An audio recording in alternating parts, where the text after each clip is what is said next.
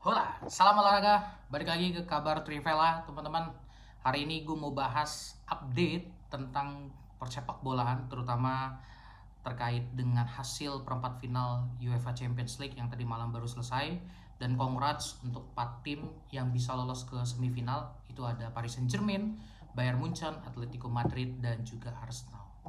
Seperti yang sudah-sudah teman-teman, dari awal gue memprediksi bagan sebelah kiri yang mana semifinal ini diisi oleh Paris Saint-Germain dan juga Bayern Munchen itu menjadi bagan neraka karena memang partainya cukup banyak big match, berbeda dengan bagan sebelah kanan yang diisi oleh Atletico Madrid maupun Arsenal. Memang tidak cukup banyak tim-tim besar yang mengisi di sana, hanya mungkin gue lihat 3 tim saja, salah satunya Arsenal, Atletico Madrid, dan Barcelona.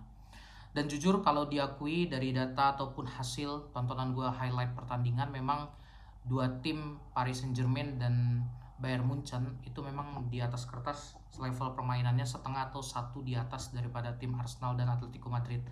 Jadi makanya kemungkinan besar potensi untuk menjadi juara di final Liga Champions ini ada di Paris Saint-Germain dan Bayern Munchen. Siapapun nanti yang berhasil menang di pertandingan tersebut, apabila mereka mempertahankan gaya bermain mereka ataupun bisa meningkatkan level bermain mereka, itu kemungkinan besar mungkin 60-40% di bagian sebelah kanan itu mereka bisa meraih juara.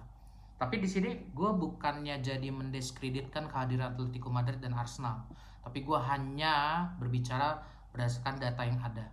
Meskipun Arsenal dalam 12 pertandingan di Liga Champions ini mereka belum pernah satu kali pun menerima kekalahan, di mana 10 pertandingan mereka berhasil menang dan 2 pertandingan dengan hasil seri, di mana salah satunya itu tadi malam 0-0 melawan uh, Sporting Lisbon. Hal ini berkaca daripada permainan yang memang gue tonton. Melihat pertandingan tadi malam seperti Bayern Munchen melawan Real Madrid, kemudian PSG melawan Liverpool, itu gue cukup amazed dengan gaya bermain dua tim tersebut. Apalagi tim-tim yang dikalahkan juga bukan tim-tim semenjana atau tim-tim yang memang secara peringkat dunia levelnya di bawah mereka, melainkan mereka berhasil mengalahkan tim-tim yang memang punya pengalaman baik di kompetisi Liga Eropa ini. Tapi anyway, apapun itu, kita fokus saja kepada pertandingannya nanti. Artinya setiap tim memang masih punya potensi. Gue hanya bicara berdasarkan highlight yang gue tonton, dan segala sesuatu masih terjadi, masih bisa terjadi, dan mungkin terjadi nanti di babak final, khususnya di Budapest di musim ini. Dan gue mau fokus hari ini bicara mengenai bagaimana squad Arteta ini tadi malam bermain. Jujur sebenarnya kalau dari strategi gue sedikit banyak harus kasih apresiasi, karena dari awal pertandingan memang gaya pressing itu sudah diterapkan oleh Arteta. Mengingat memang potensi kebobolan pun masih ada, hanya saja memang dengan memberikan pressing kepada Sporting Lisbon itu bisa dilihat tadi malam tuh gaya bermain Lisbon juga cukup berantakan, sehingga memang mereka tidak bisa melakukan banyak ancaman ke gawang David Raya. Terlepas daripada itu, ada beberapa poin kritikan yang memang gue tetap harus sampaikan ke Arteta, khususnya berdasarkan hasil pertandingan tadi malam. Itu entah kenapa kok sepertinya ada PR lagi ya untuk finishing daripada pemain-pemain Arsenal. Gyökeres, Martinelli, Noni Madueke, itu gue melihat mereka masih belum firm dengan penyelesaian akhirnya, sehingga beberapa kali peluang mereka itu harusnya bisa mengarah ke gawang, tapi ini malah melambung ke atas ataupun off target. Jelas ini jadi PR juga untuk Arteta ke depan, untuk bagaimana bisa membuat timnya bisa lebih nyaman lagi untuk melakukan serangan dan menciptakan banyak gol. Apalagi kalau kita perhatikan di beberapa pertandingan ataupun 5 pertandingan terakhir ini, Arsenal produktivitasnya lagi benar-benar menurun. Ditambah juga Gyökeres tidaklah lebih gacor daripada musim-musim sebelumnya di Sporting Lisbon. Jadi memang Arteta harus jeli dan cermat untuk bisa melihat kesiapan daripada pemain-pemain yang nanti akan diturunkan. Tapi so far ya selamat, di musim ini Arteta berhasil membuat Arsenal in a row dari tahun kemarin sampai di tahun ini, berhasil di 2 kompetisi UCL mereka bisa lolos ke babak semifinal. Jelas itu suatu prestasi juga untuk Arteta, bisa membawa Arsenal setidaknya tembus ke babak semifinal. Hanya memang harapan gue sebagai pendukung jelas tidak saja hanya sampai semifinal. Kalau bisa nanti bisa ke final dan bisa meraih hasil juara di musim ini untuk kompetisi Champions League itu sendiri.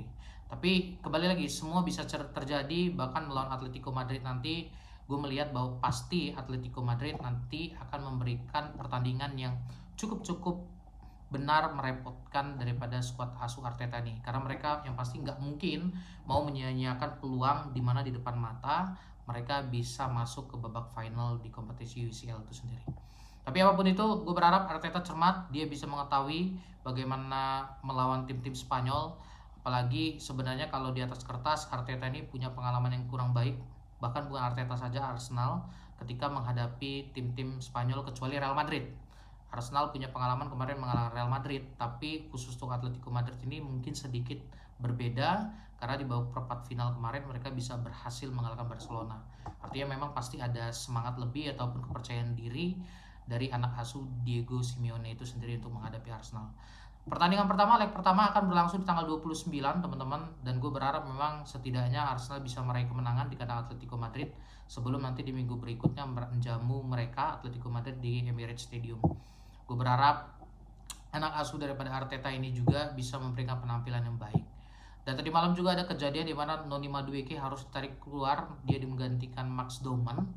Gue melihat ini juga, waduh, jadi kabar yang kurang menyenangkan karena memang masih tahap pemeriksaan apakah memang Madueke nanti dinyatakan cedera atau sudah siap bertanding, khususnya nanti di hari Minggu menghadapi Manchester City di pekan ke-33 Premier League. Dan PR Arteta memang cukup besar, di mana sisa pertandingan Premier League itu masih ada 5 lagi kalau tidak salah. Dan gue berharap memang anak asuh daripada Arteta ini bisa memberikan penampilan terbaik di sisa kompetisi Premier League yang ada. Gue berharap di akhir musim Arsenal bisa menjadi juara Premier League. Tapi terlepas daripada itu semua, kembali lagi hasilnya ada di mereka. Gue sebagai pendukung memang hanya melihat kekurangan yang memang harus dipoles atau ditambal oleh Arteta itu sendiri.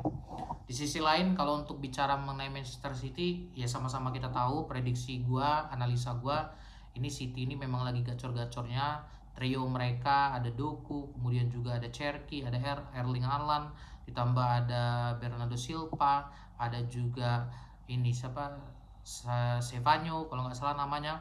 Itu memang mereka lagi gacor-gacornya dan patut untuk bisa diwaspadai oleh Arteta ketika hari Minggu nanti mereka harus bertandang ke Etihad Stadium.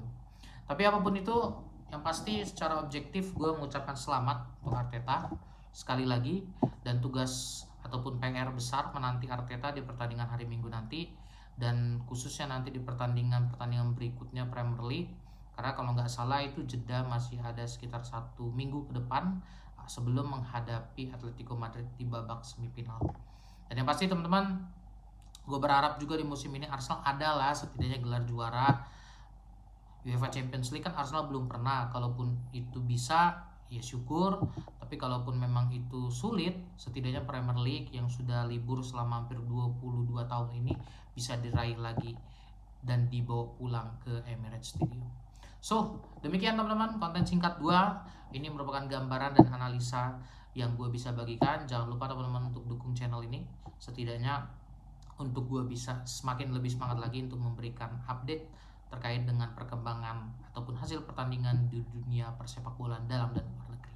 Demikian konten dari gue, terima kasih, selamat malam, salam Trivela.